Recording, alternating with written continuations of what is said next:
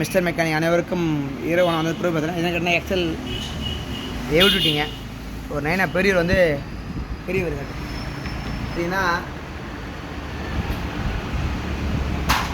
இதெல்லாம் அந்த LED bulb கேட்டாங்க. என்ன எல்இடி பல்பு கேட்டாங்க, பண்ணி கொடுங்க, என்னால் முடியல, வீட்டில் பயிரப்ப முடியல கேட்டாங்க.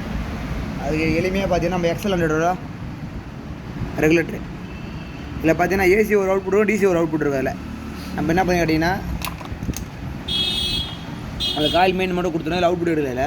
இந்த காயில் மெயின் ஏன் கொடுத்துருன்னு கேட்டிங்கன்னா பிளாஸ்டருக்காக ஒரு லைன் போட்டோம், எங்களை பிளாஸ்டர் லைன் போகுது.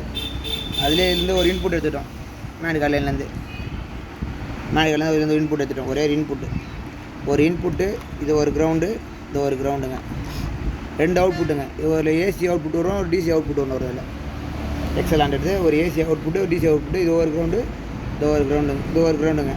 இல்லை இதை கொடுத்துட்டோம். இதுலேருந்து ஒரே ஒரு அவுட்புட்டும் எடுத்து போய்ட்டு அந்த சுவிட்ச் வச்சுருக்கோம். சுவிட்ச் ஆன் பண்ணால் அதில் எல்இடி லைட் இருக்குது, சாப்பிடணும்.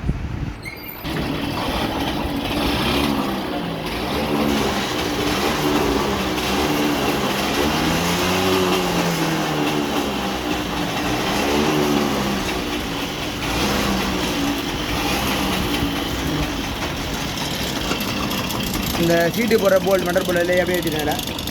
சீட்டு போடுற மெட்டல் போல்ட்டுங்க இது.